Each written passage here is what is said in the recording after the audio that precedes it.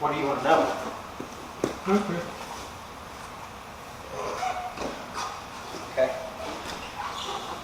All right. Well, we'll just do the most basic things then, which is gap closure. So, when people think about head position, they mostly think about it when it touches. And everybody knows neck, bit, or temple, or below the guy's head, or forehead to forehead, or whatever head position, where you're not turned out. But I think there's head position in space too. So before you even gap close. So I still can be lower than the guy with head position, and I can be at an angle, or I split the guy's body in half. One of the things I struggle with is knowing when I have head position on him in space and when he has it on me in space. You can do the Lowrance Mohawk tape. But do you see what I mean there? How I can get confused with it? Like at an angle or just straight out? Up and down or side to side? Side to side. Up and down is fairly easy for me. Okay. I mean, So I can win this. we're mostly like side to side is hard to get in space, but you doesn't mean you can't work for it. That's what I'm saying. I have a hard time knowing when I do and when he does. I don't know if you ever have like unless you just like I can feel it.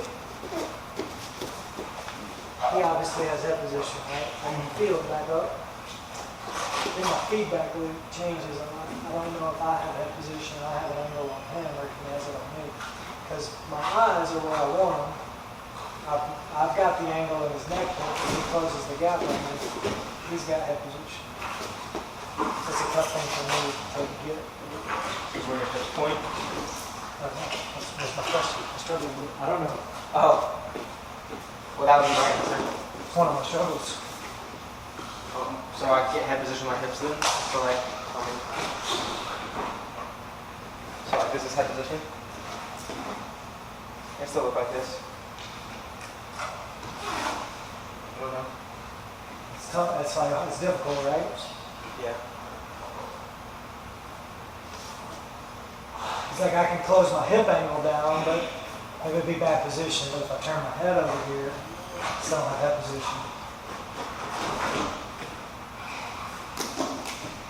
Because I can have my left hip close to his right hip, but if I take my head to the left, he has that position on me, even though I've closed the angle down.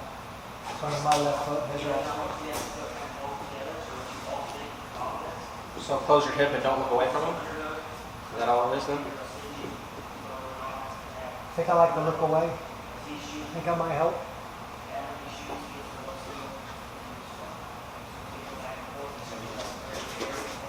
Like, I don't look away from it. I don't think I can do this, but like, don't turn your head away, I guess is better, because I can look away and not turn my head.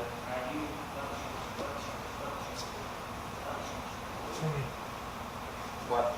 Look away but not turn my head. If I look at you, I got you. it's the worst thing. So almost make everything immobile in there, like you're literally on roller tracks with your head, neck, shoulders, head, eyes. Yes. From here up.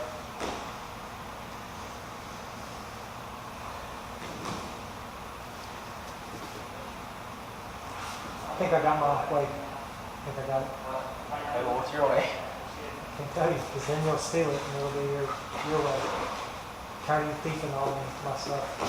Okay, I just saw it from someone else. I'm going to look to his forehead. Look to his forehead. Yeah, if I'm looking through his shoulder, through his neck, because I like that part, because that's what I do too. But if I'm looking through his neck, like through his body to his hip, you know, get what I'm saying?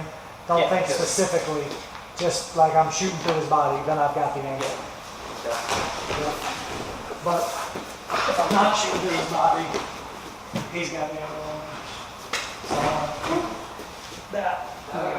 So that'll help me. Like if I go through what am I hitting? Am I hitting far leg, far hip, or near leg, near hip? If it's near leg, near hip, he's probably got an angle on me.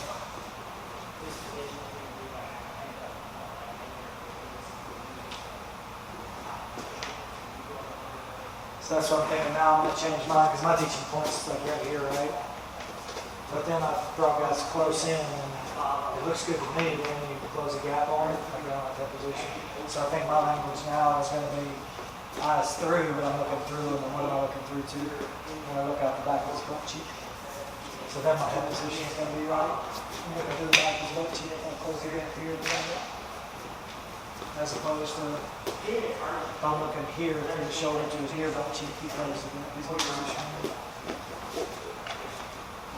If you just say look in, does that not fix it? Because all you're doing is this, right? When you look through. Does that fix it? No, I guess not. Is it worse?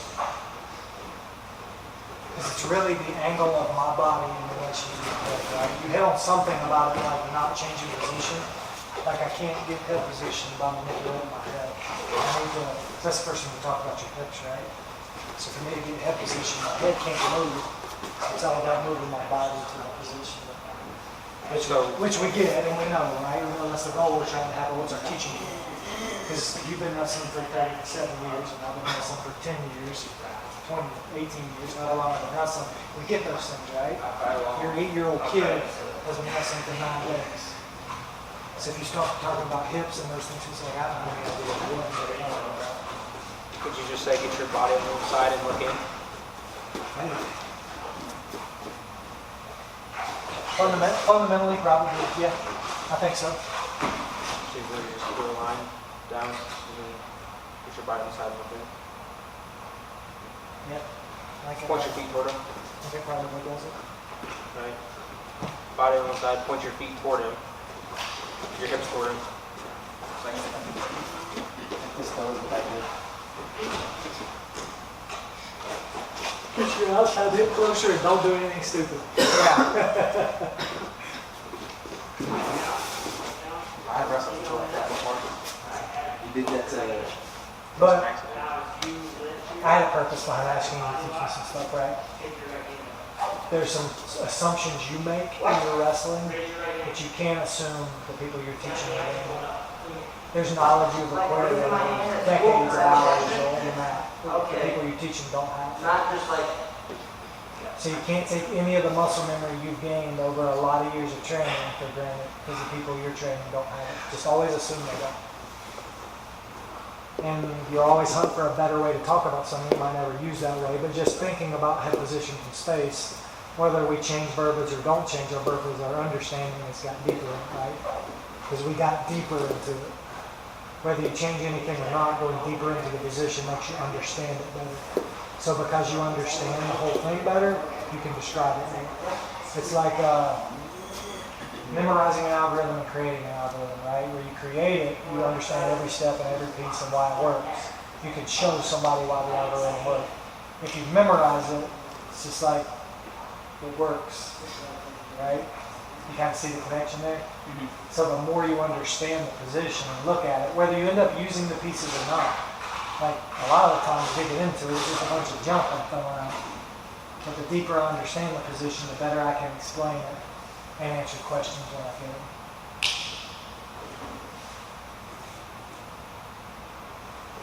Which has always been a struggle for me because my memory is really good and I can memorize fast. So it would have been really easy for me to fake it. But eventually you have and I was lucky that I had the med beds early on that were Y guys, like Y a lot. So I couldn't just be like, because it looks right that way, just do it that way, it looks right in my head. They always made me go deeper. And that started a really good habit for me to go deeper to understand. And as a competitor, it doesn't matter. You don't have to explain it that deeply, right? But as a coach, you have to get to, you gotta have to go deeper. Self 1 to self 2. That's why it's a hard change from competing to coaching. Competing's all self 2. Coaching's mostly self 1. I think you get into self 2 in the practice a little bit.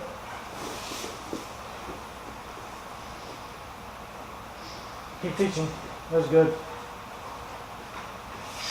I need more. Okay.